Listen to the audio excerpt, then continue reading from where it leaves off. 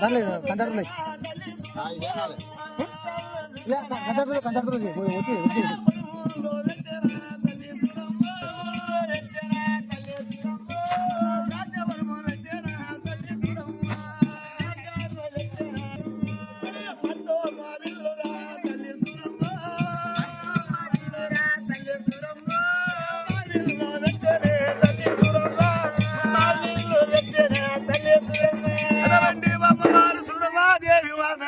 జాతికి ఒక వాడ కట్టింది ముగ్గు పోసి